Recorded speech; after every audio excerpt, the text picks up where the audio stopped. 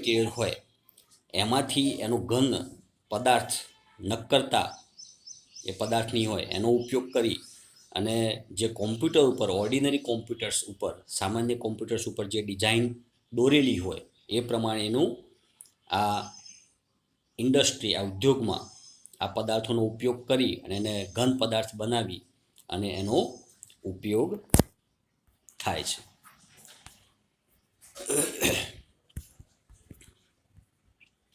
Now third paragraph next. Now it will be possible for human beings to acquire powers to manipulate the properties of matter. Now it will be possible in future for human beings. જો હવે ભવિષ્યમાં આ બધું શક્ય બનશે માનવ જાત માટે. Four human બીંગ્સ શું શક્ય બનશે? ટુ અક્વાયર. એક્વાયર એટલે પ્રાપ્ત કરવું અથવા હસ્તગત કરવું. નીચે આપેલું છે ગુજરાતીમાં એક્વાયર એટલે હસ્તગત કરવું અથવા તો પ્રાપ્ત કરવું. ગેટ પાવર્સ એટલે કે એવી શક્તિ માનવજાત એ જાતે એ કંઈક એનામાં એવી શક્તિ એ પ્રાપ્ત કરી શકશે. શું કરવા માટે? To manipulate. મેન્યુપ્યુલેટ એટલે મેક ચેન્જ. પરીક્ષામાં પૂછાયું યાદ રાખજો. મેન્યુપ્યુલેટ એટલે મેક ચેન્જ ઇન કંઈક ફેરફારો કરવા. To manipulate the properties of matter.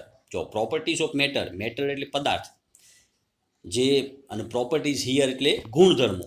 તો જે પદાર્થના ગુણધર્મો હોય એમાં ફેરફાર કરવો, ચેન્જ કરવો, મેન્યુપ્યુલેટ એમાં ચેન્જ કરવો એ માનવ જાત માટે એ હવે ટૂંક સમયમાં એ શક્ય બનશે.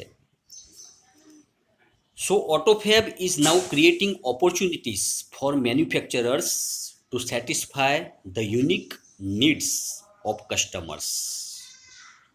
AutoFab is now creating opportunities. જો ક્રિએટ એટલે સર્જન કરવું.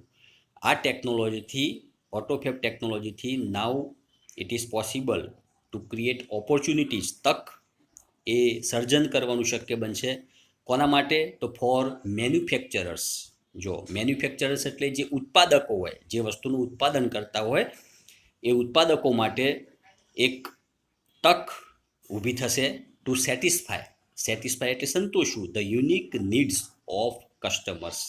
જે ગ્રાહકો હોય, કસ્ટમર્સ હોય એની જે યુનિક નીડ હોય.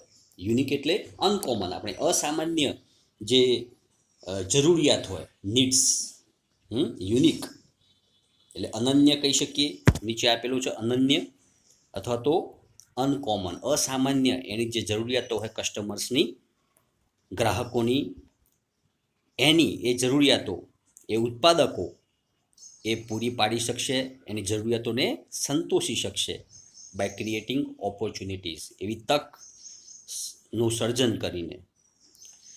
સો here inviting the customers into the design, development and production process will lead to unexpected new products. જો here the customers will be invited. અહીંયા કસ્ટમર્સને પણ અંદર સામેલ કરવામાં આવશે, અંદર સાથે રાખવામાં આવશે આ પ્રોસેસમાં. એકોર્ડિંગ ટુ ધ ડિઝાઇન, એની જે ડિઝાઇન હોય એમાં, એ ડિઝાઇન પ્રમાણે એના ડેવલપમેન્ટમાં, એ જે પ્રોસેસ, જે વસ્તુ બનવાની એના વિકાસમાં, ડેવલપમેન્ટમાં, એન્ડ પ્રોડક્શન પ્રોસેસ, અને જે પ્રોડક્શન થવાનું, ઉત્પાદન થવાનું એ પ્રોસેસમાં પણ will lead to unexpected new products. અને એના લીધે અનએક્સપેક્ટેડ, વી કાન્ટ એક્સપેક્ટ, એવી અનઅપેક્ષિત નવી ઉત્પાદિત વસ્તુઓનું નિર્માણ થશે. So inviting the customer into design, development and production process will lead to unexpected new products. અહીંયા કસ્ટમરને સાથે રાખવાની વાત છે. એની ડિઝાઇનથી લઈ અને છેક પ્રોડક્શન થાય વસ્તુનું, એ સમગ્ર પ્રોસેસ દરમિયાન એ કસ્ટમર એ ઉત્પાદકોની સાથે જ રહી અને નવી પ્રોડક્ટ, અનએક્સપેક્ટેડ ન્યૂ પ્રોડક્ટ્સ, આપણે જે કલ્પના ન કરી હોય, અપેક્ષા ન કરી હોય એવી નવી પ્રોડક્ટનું ઉત્પાદન કરવામાં કસ્ટમર એ ઉત્પાદકોની સાથે જ રહેશે.